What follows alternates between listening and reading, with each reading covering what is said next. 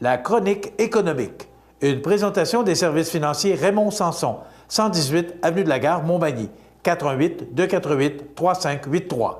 N'ayez crainte, il est là comme à tous les lundis. C'est le temps de notre chronique économique. Mais aujourd'hui, on se sert d'un tableau. Raymond Sanson, bonjour.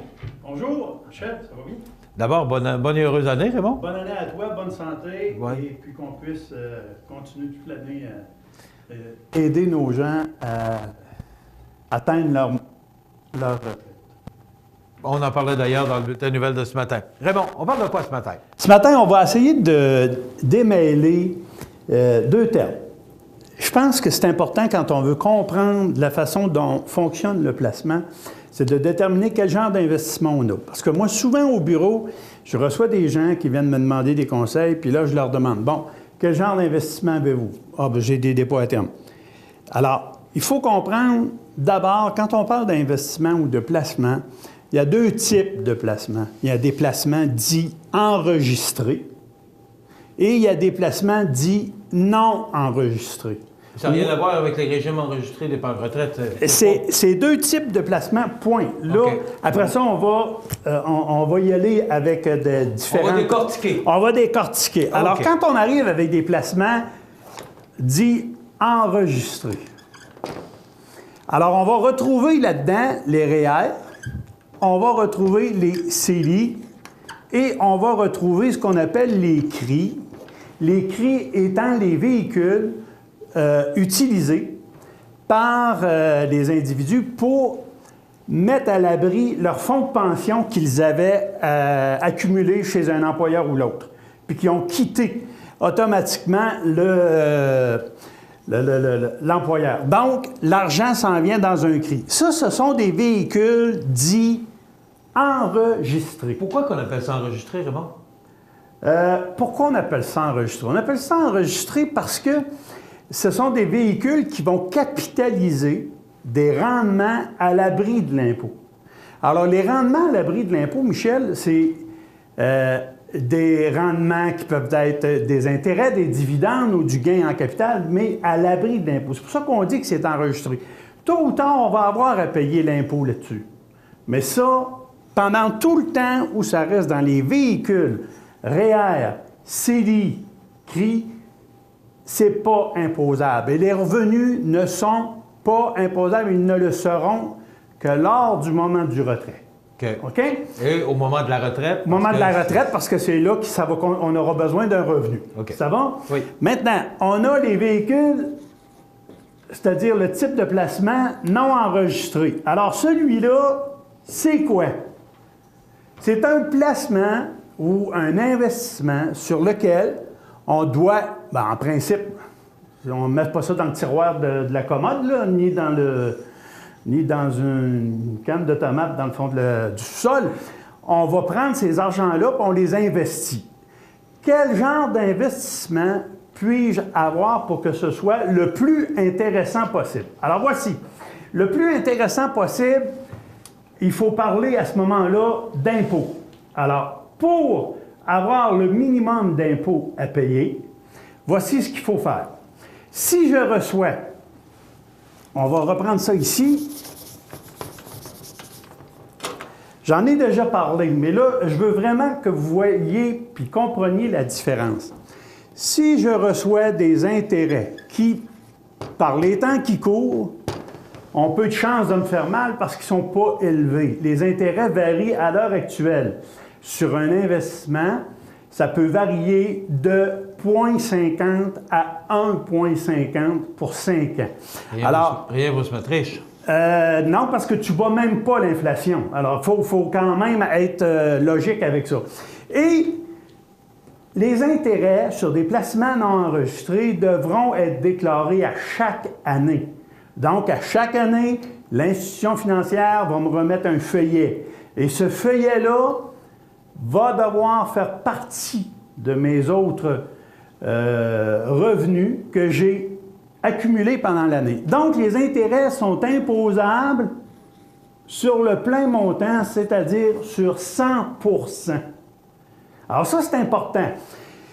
Souvent, les revenus d'intérêt vont faire en sorte que, dans certains cas, le supplément de revenu garanti va être influencé. Donc, il faut travailler pour éliminer ça. Si je veux risquer d'améliorer mes rendements, avoir de meilleurs rendements sur mes placements, j'essaye de trouver des véhicules qui vont me verser des dividendes ou encore du gain en capital. Très important. Je vous explique. Ça ici, à la fin de l'année, j'aurai peut-être un revenu de dividende sur un placement parce que j'aurai acheté des actions. Et ce dividende-là sera taxé sur en disant en moyenne, au lieu de 100 %, parlons à peu près de 78 % avec les crédits d'impôt sur dividende. Et au moins, j'en ai mis 22 % dans mes poches. Donc déjà là, c'est déjà mieux que ce qu'on paye. J'ai gagné. Et mon revenu de dividende peut être définitivement supérieur au rendement de dépôt à terme. Parce que c'est pas rare de voir des rendements de dividende de 4,5, 5, 6 %, dépendamment de l'action privilégiée ou de l'action que je détiendrai. Et j'ai ensuite le dernier revenu de placement que je dois utiliser, c'est un revenu de gain en capital. Pourquoi? Parce que le revenu de gain en capital va être taxé sur 50 %. Imaginez-vous la différence. Est-ce qu'on peut expliquer c'est quoi un gain en capital? Un gain en capital, j'ai acheté, exemple, une action en cours d'année que j'ai payé 10 $, puis avant la fin de l'année, je la vends 20 $. Donc, j'ai fait un surplus de 10 $ l'action, soit 100 % de rendement. On s'entend là-dessus. Donc, si j'avais à être imposé comme de l'intérêt, ça veut dire que la totalité de mon 10 $ serait taxable, multiplié par le nombre d'actions. Mais là, étant donné que c'est du gain en capital que je fais, je vais être imposé sur seulement 50 % du gain. Donc, j'ai fait un gain de 10 $ par action. Mettons que j'avais 1000 actions. Alors, j'ai fait 10 000 $ de gain. Ça va? Et je paierai l'impôt sur 5 000 $ uniquement. OK. Donc, tu vois la différence ici, là, c'est que je suis allé me chercher des rendements intéressants et j'ai payé de l'impôt sur seulement la moitié. Et ça, c'est parce que j'ai vendu mes actions.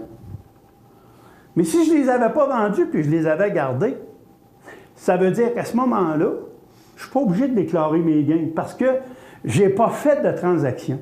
Et ça ne devient pas des dividendes? Non, pas nécessairement. Sur les non, actions? Non, à moins que mon action, qui était une action ordinaire, ait prévu le versement de dividendes. Mais si elle n'a pas prévu de versement de dividendes, ça veut dire que je n'aurai pas de revenus provenant de ce placement-là. OK. Donc, si pas de revenus, pas de feuillet de renseignement, donc pas de gain.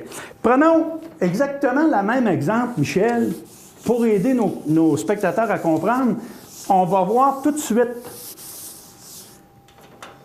la différence. Tout le monde sait qu'une résidence privée, c'est pas taxé quand on la vend. Donc, si j'ai un chalet, puis je dois vendre mon chalet, à ce moment-là, je vais payer de l'impôt. Ça devient on parle d'une deuxième résidence. Hein? On parle d'une deuxième résidence. La deuxième résidence, elle, deviendra taxable. Alors, si j'avais acquis, mettons que j'hérite du chalet de mon père. Je ne l'ai pas payé. C'est mon père qui me l'a donné. Je n'ai pas eu d'impôt sur le don. OK. OK? Oui. Un don n'est pas imposable. Par contre, ma valeur d'acquisition à moi devient 0. Je n'ai rien payé. Et si je vends le chalet 150 000, puis que j'ai une résidence privée, ça voudra dire que j'aurais un gain en capital de 150 000. Oui. Et en principe, je devrais payer l'impôt sur 50 % de ce gain en capital-là. Ça veut dire sur 75 000. Sur 75 000. Par contre, ce qu'on pourra faire dans le cas d'une résidence secondaire, c'est vérifier avec notre comptable s'il n'y a pas lieu d'en faire notre résidence principale pour sauver la taxation sur celui-là. Mais ça, j'ai droit à ça une fois par année, une fois dans ma vie, en principe. Donc, je n'aurai pas à payer de l'impôt sur, si je fais dans ma déclaration que j'établis que mon chalet était ma résidence principale, donc je n'aurai pas d'impôt à payer. Même si elle n'est pas la résidence principale, on peut déclarer que le chalet pourrait la déclarer pour l'impôt, mais ça veut dire que si on vend la maison, on garde le chalet, on vend la maison. Donc, là, à ce moment-là, la maison deviendra la résidence secondaire.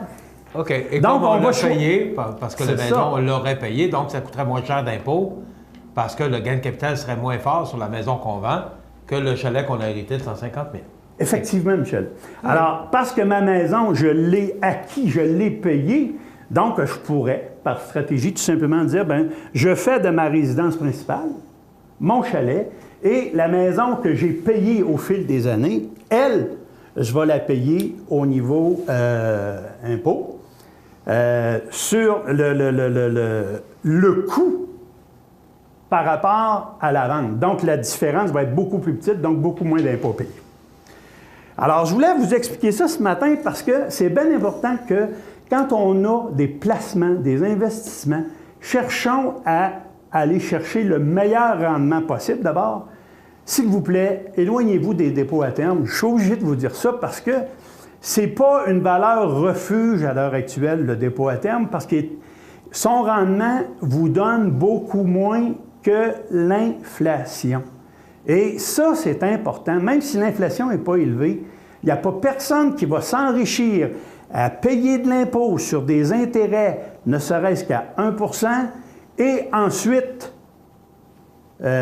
payer pour l'inflation. Donc, si vous avez un bon conseiller, il va sûrement vous inviter à vous faire connaître d'autres véhicules d'investissement, d'autres véhicules de placement, parce que vous comprendrez que c'est l'objectif du conseiller financier de faire en sorte de créer de la richesse autour de lui et non pas de la pauvreté. Au contraire, on est là pour essayer de vous aider, de vous enrichir. Oubliez jamais ce que j'ai déjà dit, les Canadiens français, on n'a pas été élevés de façon à comprendre comment fonctionne l'argent, mais il y a des gens aujourd'hui qui vont vous aider à mieux comprendre le fonctionnement du placement et mieux comprendre aussi toute la fiscalité qui entoure les placements. Et ça, c'est le rôle d'un conseiller financier. Merci Raymond. Très intéressant. Chronique tous les lundis, cette chronique économique avec Raymond Sanson. Des services financiers Raymond Sanson. Merci Raymond. Bonne semaine. Bonne semaine, Michel.